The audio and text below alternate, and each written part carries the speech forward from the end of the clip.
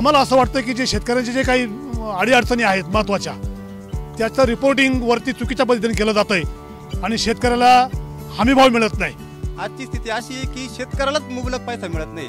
मुबलक पैसा मिळत असल्या कारणाने त्याच्या मुलांचा विकास होत नाही, त्याचा स्वतःचा विकास होत नाही, तो नवीन काही घर बांधू शकत नाही कारण त्याची ऐपत नाही। त्याची ऐपत नसल्या कारणाने त्याला बँका उभं करत नाही। प्रत्यक्षात आहे ना, शेतकरी हा जगाचा पोशिंदा आहे। त्या पोशिंद्याचा जर विचार नाही केला तर 100% या सरकारचं वाटोळं झाल्याशिवाय राहणार नाही। शेतकऱ्याचा खिस्सा कापला जातो आणि 6000 रुपयाचं दाखवल्या जातं, आमचे डबलीनं खिस्सा कापला जातो। नमस्कार, लय भारीमध्ये आपल्या सगळ्यांचं स्वागत। मी आलो आहे दिंडोरी मतदारसंघामधील एका भाजी मार्केटमध्ये आणि तुम्ही बघू शकता की इथं प्रचंड मोठं हे भाजी मार्केट आहे आणि कमीत कमी इथं 1000-1500 तरी शेतकरी असतील। इथं वेगवेगळ्या भाज्यांचे शेड आहेत, वेगवेगळ्या प्रकारच्या भाज्या आहेत, तर इथं वेगवेगळ्या ठिकाणचे शेतकरी येतात। तर मी शेतकऱ्यांची भावना जाणून घ्यायला आलेलो आहे। आता निवडणुकांचा रणसंग्राम सुरू आहे। 4थ्या टप्प्यातलं इलेक्शन झालेलं आहे, 5व्या टप्प्यातलं इलेक्शन होऊ घातलेलं आहे। तर त्या पार्श्वभूमीवर मी इथं शेतकऱ्यांशी गप्पा मारणार आहे। साहेब, मला सांगा की आता भाजपचा असा प्रचार चालू आहे की आपल्याला नरेंद्र मोदींना तिसऱ्यांदा पंतप्रधान बनवायचं आहे, तर तुम्हाला तुमच्या शेतकऱ्यांची सुद्धा तीच इच्छा आहे का? नक्कीच हिंदुत्वाचा विचार कराल तर नरेंद्र मोदी वरती पाहिजे, ही सगळ्यांची इच्छा बरोबर आहे। परंतु शेतकऱ्यांसाठीची जी काही धोरणं आहेत, आम्हाला असं वाटतं की जे शेतकऱ्यांचे जे काही अडीअडचणी आहेत महत्त्वाच्या त्याचं रिपोर्टिंग वरती चुकीच्या पद्धतीने केलं जातंय आणि शेतकऱ्याला हमीभाव मिळत नाही। कांदा जो शेतमाल तयार होतो त्या मालाचं उत्पादन होण्याच्या पूर्वीच त्याला निर्यात बंदी केली जाते, त्याला अडकाव केले जातात। सोयाबीनचं मार्केट 10 वर्षापूर्वी 4000 रुपये होतं, आजही 4000 रुपयेच मार्केट आहे सोयाबीनचं। त्याचं उत्पादना खर्च जर बघितला तर प्रचंड प्रमाणात खर्च आहे। 5000 रुपये खर्च आणि 4000 रुपये उत्पादन होत असेल तर शेती न केलेली बरी। द्राक्षाच्या बाबतीत तेच झालं। द्राक्षाचा हंगाम सुरू झाला की कुठंतरी नैसर्गिक आपत्ती येते, कुठंतरी व्यापाऱ्यांचा संप होतो, डिझेलची दरवाढ होते, ट्रान्सपोर्ट मालक संप पुकारतात, त्याही ठिकाणी शेतकऱ्याचं नुकसान होतं। त्यानंतर ऊसाचं म्हणाल तर कारखाने सुरू होण्यापूर्वीच साखरेच्या निर्यातीवर बंदी केली जाते, परिणामी कारखानदार ऊसाचा भाव कमी करतात। म्हणजे कांदा, द्राक्ष, ऊस, टोमॅटोच्या बाबतीत म्हणाल तर मागच्या वर्षी असंच झालं। 3000 रुपये मार्केट कुठंतरी द्राक्षाचं झालं, टोमॅटोचं 20 किलोचं मार्केट 3000 रुपये झालं।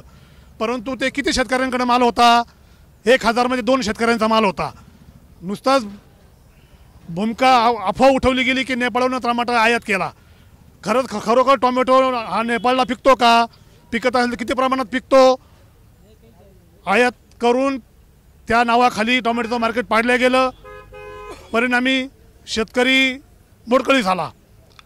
आता कुठेतरी कांदा निर्यातीचं जाहीर केलं, परंतु प्रत्यक्षात मात्र तसं काही नाही आहे असं व्यापारी वर्ग आम्हाला सांगतोय की आमचे 700 ते 800 कंटेनर बंदरामध्ये अडकून पडलेले आहेत। मग तुम्ही एकीकडे सांगतात कांदा निर्यातीला परवानगी दिली, दुसरीकडे जर व्यापारी कांदा खरेदी करताना अशा अडचणी आम्हाला शेतकऱ्याला सांगत असतील। 2500-2800 रुपये जो कांदा मागच्या 4 दिवसापूर्वी झाला तो कांदा 1800 रुपये झाला आहे, 1600 रुपये विकतोय। मग कुठंतरी शेतकऱ्याची गळचेपी केली जाते। नुसतं हिंदुत्व, राम मंदिर केलं असेल, 370 हटवला असेल, नुसतं त्या गोष्टी करून चालणार नाही। तुम्हाला शेतकऱ्याला जर स्वाभिमानी बनवायचं असेल तर ही 2000 रुपयाची भीक पण बंद करा।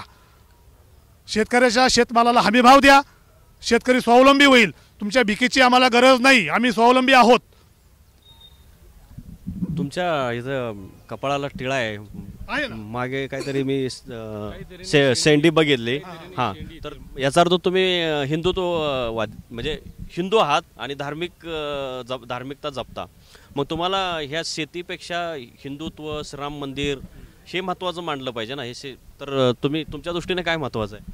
आमच्या दृष्टीने शेती, आमच्या 4 पिढ्या आमच्या शेती करतोय आणि हे सगळं करत असताना हिंदुत्व, राम मंदिर या सगळ्या गोष्टी आमच्या नसानसात हिंदुत्व भरलेले आहे, बरोबर आहे। परंतु आमच्या पुढच्या पिढ्या जर बरबाद करायच्या असतील तर मग त्याला सरकारचं जे चालू आहे ते योग्य चालू असं म्हणावं लागेल. अच्छा, म्हणजे जर सरकारचं जे चालू आहे ते पुढच्या पिढ्या त्यातून बर्बाद होतील. शेती करायला कोणी तयार नाही. आज शेतकऱ्याची अशी अवस्था आहे, 40, 42, 45 वर्षाचे मुलं झालेले त्यांना मुली कोणी देत नाहीये का, तर फक्त शेती व्यवसाय म्हणून. तुम्हाला काय वाटतं की हे जे हिंदुत्वाचा प्रचार करणारं सरकार चांगलं आहे की म्हणजे आता महाविकास आघाडीमध्ये 2-4 पक्ष आहेत ते चांगले आहेत, म्हणजे शेतकऱ्याची काळजी घेणारं सरकार कुठलं वाटतंय तुम्हाला? शेतकऱ्याची काळजी घेणारं सरकार म्हटलं तर महाविकास आघाडीचं आहे, परंतु दुसऱ्या बाजूने विचार केला तर वरती पहिलेच मी सांगितलं मोदी साहेबांची वर गरज आहे, 100% बरोबर आहे. परंतु त्यांच्यापर्यंत जो शेतकऱ्यांच्या बाबतीतला जो काही माहिती पुरवणारे कोण जे काय असतील त्यांची जी कोण टीम असेल ती टीम वरती चुकीचे रिपोर्ट करते, चुकीचे रिपोर्टवरती माहितीवरती पाठवते. त्यामुळे शेतकऱ्यांच्या शेतमालाला भाव मिळत नाही किंवा आमची आज परिस्थिती जी आहे ह्या चुकीच्या रिपोर्टमुळे चुकीची माहितीवरती पोहोचल्यामुळे असं होतंय असं मला वाटतंय. मला सांग, आता कोणीतरी बोललो होतं. हां, या पुढे या. तुम्ही 2 मिनिट या पुढं या. हां, तर मला सांगा, तुम्ही आता बोललात की आमचा धर्म शेतीच आहे, तर भाजपचा प्रचार असा चालू आहे की हिंदू धर्म आपला फार महत्त्वाचा आहे, तर तुम्हाला कुठला धर्म महत्त्वाचा वाटतो? आम्हाला पहिले आमची शेती मातृभूमी आहे, शेती जर केली तर आम्ही जगू नाव. मग आता जे सरकारचे जे धोरण आहेत ते तुम्हाला जगण्यासाठी पूरक नाहीत का? नाही, आमच्या हिशोबाने तर नाही. काय अडचणी वाटतात? अहो, खतांचे रेट कुठे गेले, पावडरचे रेट कुठे गेले, आणि 20 वर्षापूर्वी द्राक्षाचे रेट 700-800 ते 2000 होते. आजही तेच रेट आहे. खतांचे रेट गगनाला भिडलेले, पावडरचे रेट गगनाला भिडले, आणि द्राक्षाचे रेट तेच आहे. हा, मोदी बोलते का 10 रुपये अंगावर खिलावूंगा गरिबांना, तर मग शेतकऱ्यांना जर 10 रुपये अंगूर जर समोरच्याला खाऊ घालायचे तर शेतकऱ्याला शिल्लक काय राहणार आहे खाली? तुम्ही बोला, तुम्ही काहीतरी बोलत होता. या पुढे या. आता विषय खरा तर मुळापासून सुरुवात करायची गरज आहे. विषय असा आहे की ही जी शेती ही इंडस्ट्री आहे, ही इंडस्ट्री खूप लोकांना रोजगार पुरवते. प्रकार असा आहे की जर शेतकऱ्याला पैसा आला तर तो रोजगार पुरवू शकतो, पण आजची स्थिती उलटी आहे. आजची स्थिती अशी आहे की शेतकऱ्यालाच मुबलक पैसा मिळत नाही. मुबलक पैसा मिळत असल्या कारणाने त्याच्या मुलांचा विकास होत नाही, त्याचा स्वतःचा विकास होत नाही, तो नवीन काही घर बांधू शकत नाही कारण त्याची ऐपत नाही आहे. त्याची ऐपत नसल्या कारणाने त्याला बँका उभं करत नाही आहे. हा झाला पहिला इश्यू. दुसरा इश्यू असा की त्याच्याकडे पैसा नाही आहे. पैसा नसल्या कारणाने तो लोकांना मजुरी देऊ शकत नाही. मजुरी देऊ शकत नसल्या कारणाने त्या इंडस्ट्रीवर असलेला जो मजूर वर्ग आहे तो पण कमी होत चालला आहे. याने म्हणजे जी इंडस्ट्री खूप लोकांना रोजगार देते नेमक्या त्याच इंडस्ट्रीची वाट लागलेली आहे. त्याने होतं काय की नैसर्गिक असमतोल सुरू झालेला आहे. एक वर्ग खूप श्रीमंत होतो आणि एक वर्ग गरिबीत चाललेला आहे. आणि याने होतं काय की जी समजा तुम्ही एखादी कंपनी सुरू करताय, त्या कंपनीतला माल खरेदी करण्यासाठी जर पैसे असतील, मग तो मजुराकडे असेल किंवा शेतकऱ्याकडे असेल, तर त्या मटेरियलचं पर्चेसिंग होईल. जर मटेरियलचं पर्चेसिंग झालं तर शहरांमध्ये ज्या लोकांना काम हवं आहे त्या लोकांना ते काम मिळेल. त्यांना काम मिळालं म्हणजे त्यांचं पण काहीतरी वेगळं पर्चेसिंग होईल. अशा प्रकारे सर्व लोकांकडनं पर्चेसिंग होत राहील आणि प्रत्येक इंडस्ट्रीतला माल विकला जाईल. होतं काय की शेतकऱ्यांची गळचेपी केल्यामुळे शेतकऱ्यांना पैसा मिळत नाही, शेतकऱ्यांकडनं पैसा नाही मिळाल्यामुळे मजुरांना पैसा मिळत नाही. शेतकरी डेव्हलपमेंट करणारा व्यक्ती आहे. शेतकऱ्याकडे पैसा आला तर तो प्रत्येक वेळेस काही ना काही नवीन खरेदी करत असतो. म्हणजे त्याला घर बांधायचं आहे तो सिमेंट घेईल, स्टील घेईल, इतर मटेरियल घेईल. त्याच्या निमित्ताने खूप लोकांना काम, इंजिनियरला काम मिळतं, कॉन्ट्रॅक्टरला काम मिळतं, लेबर्स त्याच्या मागे खूप काम करतात कारण तो बंगला बांधतोय. दुसरी गोष्ट अशी की त्याने एवढं खरेदी केल्यानंतर ज्या लोक त्या व्यवसायावर डिपेंड करतात त्या लोकांना पण पैसा मिळतो. त्यांना पैसा मिळाल्यामुळं त्यांच्या खरेदी वाढतात. म्हणजे मुलांचे लग्न होतात, मुलांच्या लग्नासाठी लागणारा खर्च काय काय तर त्याच्यासाठी लागतं तुम्हाला पूर्ण जेवणाचा खर्च, मग त्याच्यात आचार्य आले, सगळ्या मटेरियल आलं. हे कशामुळे येणार आहे तर ते सायकल फिरण्यामुळं. नेमकी सायकलच फिरत नाही, त्याच्यामुळे ही मंदी आहे. आणि ह्या मंदीला एकमेव कारण असं आहे की गव्हर्नमेंटचं शेतकऱ्याबाबतीत असलेलं एकदम चुकीचं धोरण, आणि ह्या धोरणावरती काम केलं पाहिजे. याला एक उपाय पण आहे की GST आहे, त्याच्याबद्दल त्यांनी सोडलेलं आहे. दुसरी एक गोष्ट अशी, 1 मिनिट पूर्ण करू द्या माझं. दुसरी एक गोष्ट अशी आहे की गव्हर्नमेंटकडे असं काहीतरी एक हे तयार झालं पाहिजे का त्याच्यावरती प्रत्येक शेतकऱ्याने केलेल्या पिकाचं नोंद झाली पाहिजे, आणि ती नोंद प्रत्येक पिकाची त्या शेतकऱ्याला ऑनलाईन कळाली पाहिजे. आणि त्याच्यामध्ये पण कंपॅरिझन असं झालं पाहिजे मागच्या 1 मिनिट नंतर तुमचं होत्या. त्याच्यामध्ये पण महत्त्वाचं काय आहे की मागच्या 2 वर्षापूर्वी किंवा 3 वर्षापूर्वी ह्या दिवशी तुमच्या ह्या दिवशी ह्या पिकाची किती लागण झाली होती ती लागण पण त्या शेतकऱ्याला त्या याच्यावरती ऑनलाईन कळली पाहिजे. म्हणजे त्याला समजतं की मागच्या वर्षी समजा टोमॅटोचं पीक आहे, मागच्या वर्षी समजा 50 लाख हेक्टरवरती टोमॅटोची लागण झाली होती. आज आहे समजा 12 मे की 13 मे, 12 मे 13 मे त्याने जर चेक केलं, मागच्या वर्षी मी पाहिलं की 50 लाख हेक्टरवरती टोमॅटोची लागण होती. मग टोमॅटोची एवढी लागण असताना मार्केट मिळाली होती 400 रुपये. आता लागण तीच 1 लाख हेक्टरवरती आहे, म्हणजे टोमॅटोची मार्केट काय राहील 100 रुपये. मग मी लावू का नको लावू हा निर्णय मला घेता आला पाहिजे, त्यावेळेस कळायला पाहिजे. हे कारण अशी हे पिकं फक्त एका गावात पिकत नाही का एका जिल्ह्यात पिकत नाही, हे पिकं पिकतात पूर्ण देशभर. मग अशी काहीतरी माहिती ज्यावेळेस शेतकऱ्यापर्यंत पोहोचेल त्यावेळेस शेतकऱ्याला कळायला पाहिजे की मी काय करेल. आता काय होतं, आमचे सगळे मोगम कामं चालतात, फक्त काहीतरी एक वारं तयार होतं. वारं कसं तयार होतं, मागच्या वर्षी काय झालं 4,000 रुपये टोमॅटोची मार्केट झाली. मग शेतकऱ्याला प्रत्येकाने ते 4,000 रुपयांनी स्वप्न पाहिले. स्वप्न पाहिल्यानंतर खूप लोकांची लागवड झाली. त्याच्यानंतर झालं काय की तोच टोमॅटो शेतकऱ्यांना जो 4,000 रुपये विकत होता तो शेतकऱ्यांना सीझनला 40 रुपयांनी विकावं लागलं. आणि तो टोमॅटो बनवण्यासाठी मागच्या वर्षी शेतकऱ्याला खर्च आला होता 120 रुपये. किती रुपये मायनस झाले, 80 रुपये मायनस झाले. मग हा खर्च ज्यावेळेस तो शेतकरी मायनस झाला तो पैसे देईल कुठून, मग तो त्याने काढलेले कर्जासाठी काढलेले पैसे ते टाकतात. मग तो व्याजाने काढतो, कुठं नाही काढतो, तो टक्केवारीवर काढतो, कारण वेळ काढायची असते. मग तो जर खड्ड्यात गेला तर पुढचं संपूर्ण सायकल कोलॅप्स होतं. आणि हे कोलॅप्स होऊ नये म्हणून गव्हर्नमेंटने त्याप्रमाणे नियोजन केलं पाहिजे आणि शेतकऱ्यांच्या भलाईचे प्रोग्राम आखले पाहिजे. सगळ्यात महत्त्वाचं हे सरकार कोणतं येऊ, ज्यावेळेस अशी सुधारणा होईल त्याच दिवशी शेतकऱ्यांचे चांगले दिवस येतील. वास्तविकता BJP सरकारचं शेतकऱ्याबद्दल नक्कीच धोरणात्मक निर्णय बिलकुल एकही निर्णय नाही. कांदा असो, सोयाबीन असो, टोमॅटो असो, कोणत्या बद्दल तुम्ही सांगा ना. एका दिवसामध्ये सरकार ज्या टायमाला शेतकऱ्याच्या हातामध्ये माल तयार होतो त्या टायमाला विक्रीला मार्केटमध्ये आला का लगेच त्यांची निर्यात एका दिवसामध्ये रिमोट बटन दाबलं का लगेच 4,000चा टोमॅटो 40 रुपयापर्यंत आणायची ताकद सरकारमध्ये आहे. परंतु हा शेतकरी वर्ग भरडला जातो. त्याच्या संदर्भात शासनाचं काय धोरण आहे मला सांगा ना तुम्ही. सोयाबीन 10 वर्षापूर्वी 4,000 ते 5,000 रुपये विकत होती, आजही 4,000 रुपये सोयाबीन विकती. गहू काय भाव विकतो, खताचे भाव त्या टायमाला 300-400 रुपये गोणी होती, आता 1,700 रुपये गोणीचे भाव झाले. हे काही शासन डोळे झाकून पाहत आहे का? वास्तविकता त्यांनी आता एवढं त्यांची यंत्रणा असते, मग त्या यंत्रणेचं काम नाही का शेतकरीचं काय नेमकं धोरण आहे, टोमॅटोला भाव आहे का नाही, उत्पादन तालुक्यातून किती जिल्ह्यातून किती. पण ते विश्वगुरू आहेत ना, ते कोण विश्वगुरू जरी असले तर म्हणजे शेतकरी का मारायचे का, पाताळात घालायचे का? नाहीतरी हे BJP सरकार 100% शेतकऱ्याला पाताळातच घालायचं काम करू राहिले. पण त्यांनी श्रीराम मंदिर बी बांधलं ना. राम मंदिर बांधलं, पण रामाला आम्ही विरोध नाहीये. राम आमच्या हृदयात आहे, चराचरात आहे, प्रत्येकाच्या याच्यात आहे. मग रामाचं मंदिर बांधलं याच्या पूर्वी होता ना, आज आहे आणि उद्या आहे. राम आहे, परंतु राम राम राम म्हणून चालणार नाही. प्रत्यक्षात शेतामध्ये हो रामाच्या नावाखाली मत मागू नका तुम्ही. प्रत्यक्षात आहे ना, शेतकरी हा जगाचा पोशिंदा आहे. त्या पोशिंद्याचा जर विचार नाही केला तर 100% या सरकारचं वाटोळं झाल्याशिवाय राहणार नाही. तुम्हाला काय करायचं? आता मला सांगा, श्राम मंदिर त्यांनी बांधलं, रामाला मंदिर नव्हतं, त्यांना हे नव्हतं, आधीपासून पण रामाचं चालूच होतं. हे फक्त एक कोर्टाकडून मान्य झालेले मंदिराची कारवाई त्याच्यामध्ये चाललेलं आहे. त्याच्यामुळे यांनी फक्त कसं आहे, आता यांनी फक्त श्रेय घेतलं, कमी हे केलं ते केलं.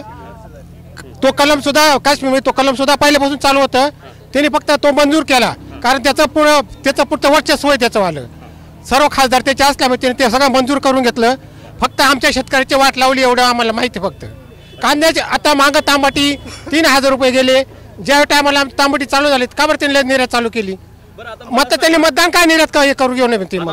मला सांगा की आता संध्याकाळच्या 6 वाजले, सूर्य मावळलेला आहे आणि मी इथं बघतो, मी आमच्या कॅमेरामॅनना विनंती करतो की हे इथं टोमॅटो आहेत, म्हणजे हे कशामुळे, म्हणजे कोणी विकत घेतलेत की विकले गेले? मग विक्री झाली की नाही? विक्री झाली. मग आता हे काय करणार? अच्छा, संध्याकाळी लिलाव होतील. म्हणजे आता संध्याकाळी लिलाव होतो का? तो निलाव चालू तिकडे. तर काय सध्या रेट आहेत साधारण? 100. आता हा माल सोन्यासारखा माल आहे. 100-150 रुपये म्हणजे 10-5 रुपये किलो. हे मॉलला गेल्यावर आता मुंबईच्या भगिनी मॉलला गेल्यावर पिझ्झा खाता, पिझ्झा कितीचा राहतो? बरोबर. पिझ्झा 100-200 रुपयाचा राहतो पिझ्झा.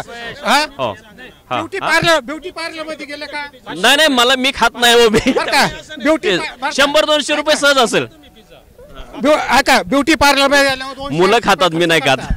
बरं का, ब्युटी पार्लर मध्ये गेल्यावर 200-250 रुपये खर्च करते हा. आणि त्यांच्या एक म्हणजे 25 रुपये किलो तांबोट्या खायला सुद्धा त्यांचा जीव जातो फार. हा एका टोमॅटोमध्ये ते सांगा बरं काय आहे तांबट्यामध्ये, पहा बरं काय आहे बरं, बोला बरं. बरं आता मला सांगा की तुम्ही सांगताय 100 रुपये दर आहे आणि खर्च 5 रुपये किलो. 5 रुपये किलो. 5 रुपये किलो आहे.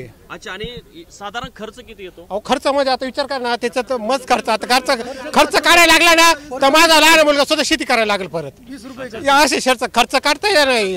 अहो आम्ही ना आमची मेहनत असा खर्च झालं तर काय उपयोग नाही. आम्ही मेहनत आमची हा पावडर मारले. आज कालच्या पावसाला इतकी नुकसान झालेली, पावडर किती मारले, किती झालेले आहे.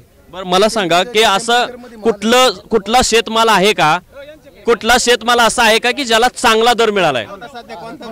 नाही इकडे, हा मला सांगा की कुठला असा माल आहे की ज्याला चांगला दर मिळालाय, सरकारने काही धोरणं घेतली? आता सध्या कुठल्याच मालाला रेट नाही, कुठलाच नाही. मालाला रेट नाहीये आता सध्या. आज टोमॅटोचे जर तुम्हाला एक हिशोब जर सांगितला तर कमीत कमी 25 रुपये तोडणीचा जाळीचा मजूर घेतोय आणि मार्केट ट्रान्सपोर्टिंग खर्च 25 रुपये आणि 50 रुपयासाठी शेतकऱ्याला शिल्लक राहते 50 रुपये. 50 रुपयासाठी आज झकमारी करतोय जे शेतकरीने जे मेहनत केलेली आहे ते 50 रुपयासाठी आज शेतकरी जीव तळमळ करतोय आज. तर मला सांगा की हे जे भाजप सरकार आहे तर ते शेतकरी हिताचं आहे का? नाही. आज इथं जेवढे शेतकरी तेवढ्या सगळ्यांना विचारा का भाजप सरकार शेतकऱ्यांच्या हितासाठी नाही आज. नाही, पण आपले जे आता महाराष्ट्रातलं बोलू आपण, एकनाथ शिंदे बोलले की उद्धव ठाकरे हे चांगलं काम करत नाही, ते घरातच बसतात, म्हणून आम्ही हा पुढे या पुढे या. तर एकनाथ शिंदे बोलले की उद्धव ठाकरे घरातच बसतात, ते काय काम करत नाहीत, म्हणून मी आलोय आणि आता माझं गतिमान सरकार आहे. गतिमान सरकार म्हणून ते जाहिरात करतात. त्यांच्या काळात कर्जमाफी झाली. कुणाच्या? एकनाथ शिंदेच्या? नाही, उद्धव ठाकरेंच्या. आणि दुसरी गोष्ट, जीएसटी असल्यामुळे खत पावडरीचे भाव वाढले. खत पावडरीचे जीएसटी मुळे भाव वाढले. शेतकऱ्याचा खिसा कापला जातो आणि 6,000 रुपयाचं दाखवल्या जातं. आमचे डबलीनं खिसा कापला जातो. आम्हाला ते 6,000 पण ते दोन उद्योजक आहेत, अंबानी आणि अदानी, ते इतके मोठे दोन उद्योजक घडले ना नरेंद्र मोदींमुळे. एवढं शेतकऱ्याला नाही सांगता येणार, पण घडून आणले ना नरेंद्र मोदीनं. मग त्यांच्यासाठी तर केलं. नरेंद्र मोदीनं काय केलं, व्यवसाय आणि उद्योग धर्मालाच कर्ज दिलं आणि त्यांचे कर्ज माफ केले. शेतकऱ्यांचे कोणते कर्ज माफ केले आजपर्यंत शेतकऱ्यांचे कर्ज माफ केले का मोदीनं? मोदीनं इंटरेस्ट लाईट बिलं माफ केले, कर्ज माफी केलं मोठमोठ्या कंपन्याचं. आज अजितदादाचं एवढं मोठं कर्ज माफ केलं, शेतकऱ्यांचं कोणतं कर्ज माफ केलं? जे भ्रष्टाचारी तेच त्याच्यामध्ये घेतले आणि त्यांचे कर्ज माफ होऊन गेले. त्याचे कारखान्यांचे कर्ज माफ केले त्यांनी, मोठ्या व्यावसायिकांनी त्यांचे कर्ज माफ केले. ते पळून गेले तिकडं, ते दुसऱ्या ललित मोदींनी ते पळून गेले, त्यांचे कर्ज माफ होते. मग शेतकऱ्यांनी काय यांची चूक केली? आपला जर देश कृषीप्रधान देश आहे, आपल्या शेतमाल निर्यात नाही होऊ शकत का बाहेर? सगळं आपलं याचे शेतीमालाचे भाव वाढले का आयात करायचे? शेतीमालाचे भाव वाढले का आयात करायचे?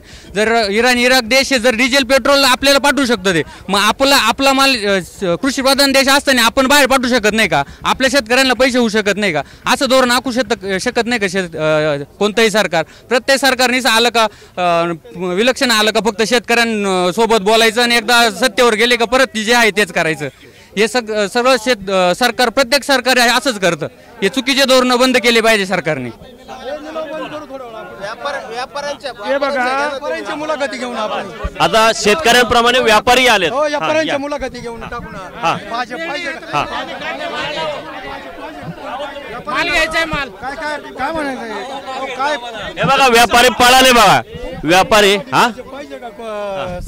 शरद पवार पाहिजे. बोल हे बघा, कोणत्याही व्यापारी आहात, व्यापारी कोणत्याही सरकारचा मनामध्ये शेतकऱ्याचे नुकसान व्हावं असं कधीच राहत नाही. कोणत्याही खासदाराच्या मनामध्ये शेतकऱ्याचं नुकसान व्हावं असं राहत नाही. व्यापारी टिकला पाहिजे, शेतकरी टिकला पाहिजे. महत्वाचं शेतकरी सुखी तर जग सुखी. बरोबर नाही पक्षाच्या बद्दल आपण बोलू शकत नाही, कारण आपला देश हा कृषीप्रधान देश आहे. आपला देश हा कृषीप्रधान देश आहे आणि शेतकऱ्यांना हा निर्णय घ्यायचा आहे की आपल्याला कोण पाहिजे.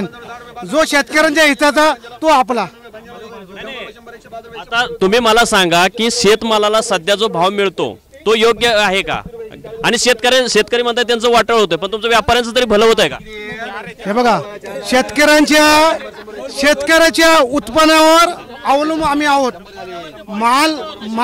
मालाची आवक जर प्रचंड कमी प्रमाणात झाली, ते किती रुपयाला? एक मिनिट, 500 रुपयाचं बीट, ते बघा, ते बीट आहे त्याचा लिलावात आता कुठले शेतकरी कुठं आहे? ह्याचा मालक कोण आहे? शेतकरी हा या इकडं. हा थांबा. हा आपण बघू शकता की लाईव्ह येतं, लिलाव चालू आहे. शेतकरी या, थांबा आपण हे टोमॅटोचं बघू. थांबा, टोमॅटोचं बघू आपण.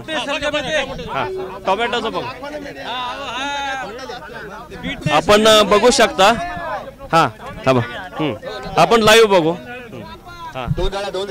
हा आपण लाईव्ह लिलाव बघूया. 30 रुपये दिले. आम्हाला कांदे किती? 100 रुपये 150 रुपये 150 रुपये 150 रुपये 150 रुपये 150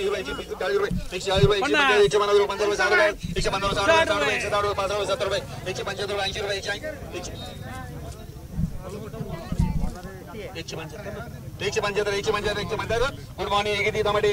175 ने गेला कांदा. आता टोमॅटोचं बघूया आपण.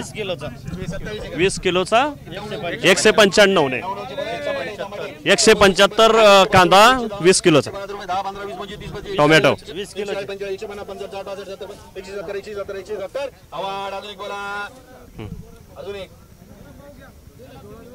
करा 120 रुपये करा.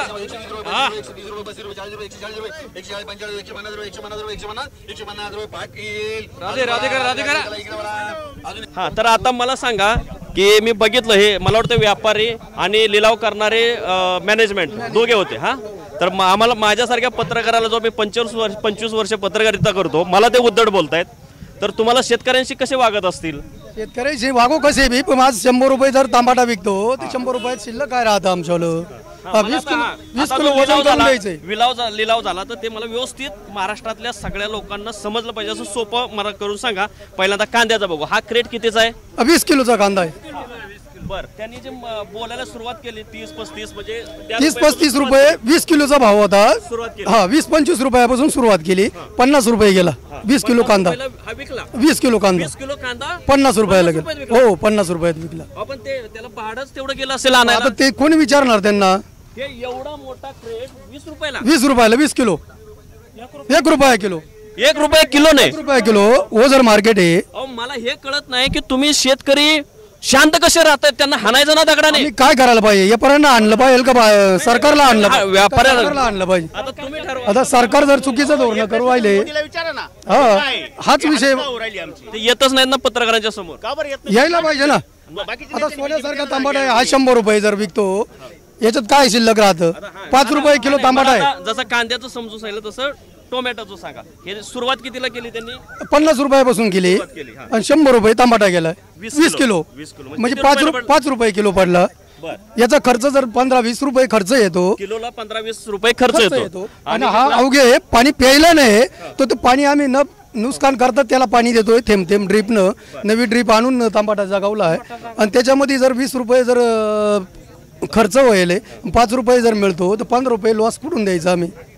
आता आपण हा पुढचा लिलाव, पुढच्या शेतमालाचा लिलाव काय झाला ते बघूया. हा एक मिनिट. हा हे जरा सांगा, काकडीचा किती झाला माहिती आहे तुम्हाला? काकडी, हा काकडी जी आहे ते उन्हाळ्यात प्रचंड मागणी असते, शरीराला हे चांगले असते. तर मला वाटतं उन्हाळ्यात प्रचंड मागणी असल्यामुळे तुम्हाला काकडीला रेट चांगला मिळाला असणार आहे. एकदम खालच्या प्रतीचा रेट भेटलाय. 150 रुपयाला 20 किलो काकडी गेली बघा तिला. हा 150 रुपयाला 20. हा हो सांगा. आता 150 रुपयाला 20 किलो काकडी गेली आहे. तिचा खर्च इतका टेम्परेचरमुळे अति प्रमाणात जास्त खर्च आहे. आणि खतं बघितलं तर 10 वर्षापूर्वी 400 रुपये बॅग होती, आज 1400 रुपये 1500 रुपये बॅग झाली आहे. आता जीएसटी लागतोय आणि सर्व द्राक्ष हार्वेस्टिंगला आले का यांचं निर्यात शुल्क हे ते वाढून देतात. सर्व एक्साईज ड्युटीचा प्रश्न उद्भवतो. 2 वर्षापूर्वी चांदवड टोल नाक्याला एक्साईज ड्युटीसाठी आम्ही आंदोलन केलं. तो प्रश्न अजून सुद्धा मार्गी नाही लागला केंद्र शासनाकडनं. अजूनही द्राक्षाला एक्साईज ड्युटीचा त्यांनी तोडगा काढलेला नाहीये. त्यामुळं व्यापारी वर्ग तर जाम झालाच झाला आहे, पण शेतकऱ्याला बी त्यांनी एकदम वेटीस धरले गेलेले आहे. त्याच्यामुळे बांगला आणि कलकत्ता या दोन्ही व्यापाऱ्यांचं एकदम नुकसान झालं. त्याप्रमाणे इथल्या महाराष्ट्रातल्या शेतकऱ्यांचं बी नुकसान झालं. ज्या ठिकाणी 500 गाडी दिवसाला बॉर्डरी पास करायची, आज 200 गाडी सुद्धा पास होत नाही एक्साईड ड्युटीमुळं. अजूनही 2 वर्ष झाले एक्साईड ड्युटीचा प्रश्न मिटलेला नाही. द्राक्ष हार्वेस्टिंगला आली का कंटेनरचे सबसिडी काढून घ्यायची, हार्वेस्टरवाल्याला वेड्यात काढायचं, सर्व यांच्या मागे हे करून द्यायचं. काय करायचं शेतकऱ्यांनी? बरं मला सांगा की आता निवडणुकांचा प्रचार, कुणी आणखी कोण बोलणार आहे? हां हां, निवडणुकांचा प्रचार सुरू आहे. तर तुमच्याकडे सगळ्या पक्षाचे उमेदवार येत असतील, सत्ताधारी येत असतील, तर ते काय तुम्हाला सांगतात आणि तुम्ही त्यांना काय बोलता? सत्ताधारी कोणच्या तोंडाने येणार? त्यांना साधं दिंडोरी मतदारसंघामध्ये त्यांनी असे 5 रस्ते ग्रामसडक योजनेमध्ये दाखवायचं ना आम्हाला सांगायचं मतदान करा. करू आम्ही त्यांना मतदान. 5 रस्ते दाखवा ग्रामसडक योजनेचे, दाखवतो आम्ही. मग इथल्या केंद्रीय मंत्री आहेत ना इथल्या भारती पवार, केंद्रीय मंत्री भारती पवार आहे, तर त्यांनी मग 100 खाटायचं बेड द्यायला पाहिजे होतं त्यांच्या मतदारसंघामध्ये. का नाही देऊ शकले? त्या केंद्रीय राज्यमंत्री असताना ते 100 खाटायचं बेड सुद्धा नाही देऊ शकले ना. खातंच आहे ना, आरोग्य खातं आहे त्यांच्याकडे. आरोग्य खातं असताना बेड देऊ नाही शकले. त्या 100 खाटायचं हॉस्पिटल द्यायला पाहिजे होतं त्यांनी. कुठलंच काम झालेलं नाहीये. आणखी कोण? हा तुम्ही या काका, तुम्ही मगाशी बोलत होता बरेच. हां हां, तर तुम्ही एवढं भाजप प्रचार करताय की नरेंद्र मोदींच्या नेतृत्वाखाली आपला भारत देश जगभरामध्ये नावलौकिक होतोय, विश्वगुरू आहेत. तर तुम्ही आता तळागाळात काम करताय, तर तुमचं काय म्हणणं आहे? तळागाळातल्या माणसाने तळागाळातच गाडलं त्या व्यक्तीने. अच्छा, कुणी? तुम्ही ज्याचं नाव घेताय त्यांनी, नरेंद्र मोदी साहेबांनी. कसं नुकसान होतं? कशाचे काय केलं, कांद्याचं काय, आता याचे काय भाव आहे, आता किलोला किती आहे तुम्ही सांगा बरं. 150 रुपये काहीतरी दिले. काय किलो? कॅरेट 150ला दिला. 150ला 25 रुपये किलो खर्च आहे. किती झाला? 300 रुपये खर्च झाला त्याला. बरोबर. आणि 150ला गेला, काय परवडलं सांगा बरं तुम्ही. मग हे कोणी सुधारायचं? मीडियावाल्यांनी कामी, म्हणून तर आम्ही आलो नाही. अरे मीडियावालेच खोटं बोलतात. बरोबर आहे. हे बघा, मी तुम्हाला सांगतो की तुम्ही बोलताय ते खरं आहे अगदी, पण तुम्ही ज्या मीडियाबद्दल बोलताय त्यातले आम्ही नाही. आम्हाला काय माहिती तुम्ही कोणत्यातले? सगळे एकच आहे. मीडिया म्हटलं म्हणजे तेच आहे. मीडिया म्हटलं तेच एकच आहे. सगळी मीडिया एकच आहे, विकत घेतलेली शांतपणे. तर तुम्ही सांगा की काय शेतमालाची स्थिती आहे सध्याच्या केंद्र सरकारबद्दल, सध्याच्या राज्य सरकारबद्दल काय वाटतंय? दोन्ही बी नेत्यांवर आम्ही नाराज आहे. शेतीमालाला कधी 3-4 वर्षापासून भाव नाही भेटत. कोरोना काळापासून पूर्ण जाम झालेले शेतकरी. 1 रुपया नफा नाही, तोटा म्हणजे तोट्यातच चाललंय सगळं. दागदागिने का ठेवून लोकांनी ते काहीतरी प्रपंच चालवले आजपर्यंत. हां, त्याच्यामुळे मोदी सरकार काय खरं नाही. त्याच्यामुळं आम्हाला फक्त शरद पवार पाहिजे. बाकी मला सांगा की आपण गेले वर्ष 1.5 वर्ष बघतोय एकनाथ शिंदे शिवसेना फोडून तिकडे गेले आणि त्यांच्या आमदारांना खोके मिळाले. तर तुम्हाला शेतकऱ्यांना खोके राहू द्या, पण चवली पावली तरी मिळते का? काहीच नाही मिळत नाही. काहीच मिळत नाही. काहीच मिळत नाही. आम्हाला काहीच भेटत नाही. हे बा, एक मिनिट. अहो काय राव, तुम्हाला बोलायचं इथं समोर बोला. एक तर तुम्ही चुकीचं बोलताय. बोला सबसिडी बंद केली, बोला ना. एक तर बोललं पाहिजे. तुम्ही काही बोलताय, काही नाही बोलत. असं बोलू नाही ना. तुम्ही जरा समजून सांगा. हो थांबा तुम्ही. यांचं चालू आहे. तुम्ही यांना विरोध करता. नेमका जो प्रश्न आहे तो सांगा ना. आपण तेवढं असं करू नका ना. मग आम्ही बी माणूस ना. आम्ही काय मशीन आहे का? तुम्ही असं मला बोलताय. अहो मी शेतकऱ्याचा पोरगा आहे म्हणून मी इथं आलोय. मुंबईचे पत्रकार कोणी येतात का? त्यांना कळत नाही कुठं ते भुईमुख कुठं वर येतो का खाली येतो ते. अहो विकलेले हरामखोरच आहेत. मी सांगतोय ना, मी बोलतोय. मलाही पत्रकार सांगायला लाज वाटते. 2014 नंतर येतच नाही कोणी. तर मी ते नगर शिर्डी सगळं फिरून आलोय. बरोबर. आणि हे बघा इथं काय लिहिलंय, गुगल न्यूज इनिशिएटिव्ह. आम्हाला गुगलने अनुदान दिलेलं आहे. हा, ते गुगल असले चिंदीगिरी करत नाही. अलग लक्षात. आणि त्याने दिलेलं आहे काय तुम्हाला हे चालू आहे काय? चालू कशाला ठेवलंय? तर तुम्ही अजून बोलणार आहात? शेतकऱ्यांची फार नुकसान झालेली. GST मुळे खाता पावडरीचे भाव वाढले आणि काही परवडत नाही. हे तुम्ही पाहिलं कांद्याचे काय हाल झाले. बरोबर. यायनं धोरणं बदलले पाहिजेत. बॉन्ड्र्या बंद, निर्यात शुल्क लाव, हे कर. शेतकऱ्याचं फार वाटोळं झालेलं आहे सरकारच्या चुकीच्या धोरणामुळे. आता आहे ना नुसती निर्यात तुम्ही जे मगाशी बोलले की दागदागिने दागदागिने विकावे लागले. तर असे काय अनुभव आहेत का तुमचे शेजारचे तुमचे की जे कर्ज बाजार आहे ना, भरपूर आहे ना आमच्या जवळ. या बा आम्ही एका गावात राहणार, आम्ही आता हे सगळं आम्ही तुम्ही ठेवले का नाही सांगा. मला 15-16 पासून सोसायटीचं कर्ज भरताना आले. माझ्याकडे 6-7 एकर द्राक्ष बाग असताना द्राक्षाचं जर उत्पन्नच होत नाही आणि जो खर्च झालेला आहे तोच निघत नाही तर मी कर्ज भरू कसं काय? आता कर्ज हप्त्यासाठी तर सोसायटी मागे लागत असेल. मग हप्त्यासाठी काय आमचे नावं लावायला येते सोसायटी, उतारावर नावं लावू, धमक्या देते आहे, हे कशासाठी देते आहे? कवर शेतकऱ्याने हे सहन करायचं? शेतकऱ्यासाठी काहीतरी कायदा निर्माण झाला पाहिजे त्यांच्या. जे लोकप्रतिनिधी आहेत, आमदार असतील, खासदार असतील, तर त्यांच्यापर्यंत तुम्ही पोहोचता का किंवा ते तुमच्यापर्यंत येतात का? हे सगळं पोहोचलं तरी ते पण काय करू शकतील? ते म्हणते करू काहीतरी करू, तुमच्यावाली सध्या स्थगिती आणू, काहीतरी करू, चाललंय वाटा, फक्त चाललंय त्यांचे राजकारण. धन्यवाद. आपण शेतकऱ्यांचा संताप बघितलेला आहे. अगदी पत्रकार म्हणून माझ्यावर सुद्धा संताप व्यक्त केलेला आहे की आम्ही मीडियावाले सुद्धा शेतकऱ्यांना न्याय देत नाही, शेतकऱ्यांचा आवाज मोदींपर्यंत पोचवत नाही, मोदींना तुम्ही प्रश्न विचारत नाही आणि मोदींचा कारभार, भाजपचा कारभार आपण बघत आहोत. म्हणून मी जाणीवपूर्वक ह्या शेतकऱ्यांच्या बाजारामध्ये आलो होतो. इथे हजारोच्या संख्येने शेतकरी आहेत. जवळ हे आता आम्ही ज्यावेळी मी शेतकऱ्यांच्या प्रतिक्रिया जाणून घ्यायला आलो तर 100 शेतकरी माझ्या भोवती जमा झाले. यातलं कुणीही हे सरकार चांगलं काम करतंय असं म्हटलेलं नाही. तर अशाच जिथं कुठे जाऊ आपण ते प्रत्येक शेतकऱ्यांच्या अशाच भावना आहेत. अशाच आणखी महत्त्वाच्या घडामोडींसाठी लय भारीच्या यूट्यूब आणि फेसबुक पेजला लाईक, शेअर आणि सबस्क्राईब करा.